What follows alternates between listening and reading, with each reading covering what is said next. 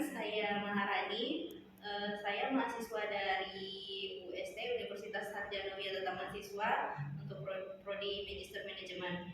Di sini saya akan melakukan wawancara dengan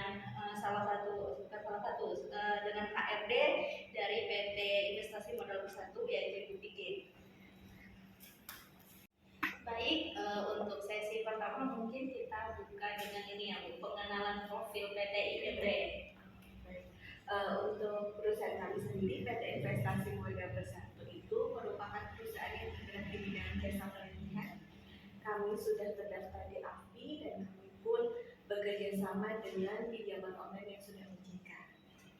Kita di Jogja dari bulan Juni 2021.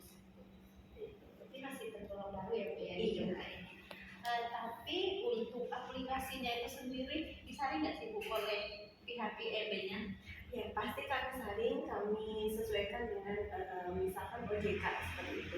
Jadi kami hanya menerima aplikasi-aplikasi yang sudah terdaftar di OJK. OJK aja. Iya. Berarti semuanya legal Bu ya aplikasi yang kita gunakan di PT INB ini. Iya, semuanya legal. Untuk SDM-nya sendiri Bu, kan ini khusus aplikasi yang legal aja. Ada nggak sih Bu pelatihan khusus juga untuk deskolnya yang ada di sini? Kalau yang bekerja di sini ya di PT INB itu pasti nanti akan didaftarkan ASPI Mbak. Jadi semua deskol yang ada di PT Investasi Modal Bersatu itu mereka bersertifikat ASPI.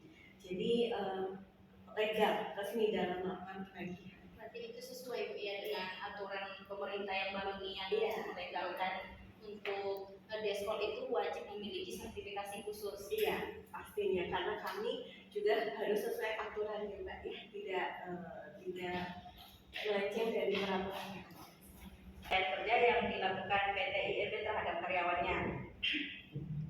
Yang pertama, penilaian kinerja apa aja sih Bu yang dilakukan di sini, untuk siapa penilaian itu? Oke, baik. Untuk penilaiannya dilakukan kepada para desk collection yang ada di sini, yang bekerja di sini. Terus kita nilai dari attitude-nya dan juga kinerjanya.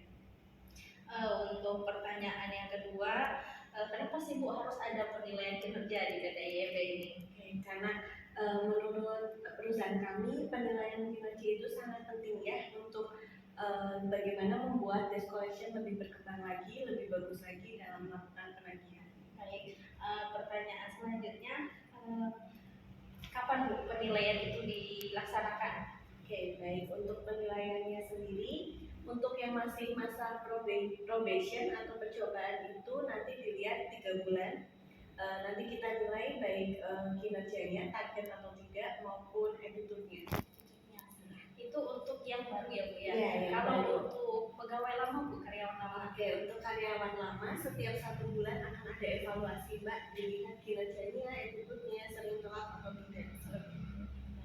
Itu nanti berdampak ya Bu untuk perpanjangan? Iya, itu akan berdampak. Pertanyaan selanjutnya, apa aja sih Bu yang dinilai, yang lebih detail dinilai dari karyawan dari sini selain performa kinerjanya? Oke, di sini itu nanti kita nilai pertama otomatis attitude-nya ya Pak ya, sering bolos atau tidak, terus terlambat atau tidak, karena itu juga mempengaruhi deskol dalam melakukan penagihan. Kalau dia sudah telat dalam melakukan penagihan, otomatis waktu yang dia perlukan untuk menagihkan berkurang. Kemudian yang kedua adalah kinerjanya, jadi target atau tidak. Karena di sini kan ada target bulanan, ada target mingguan, harian.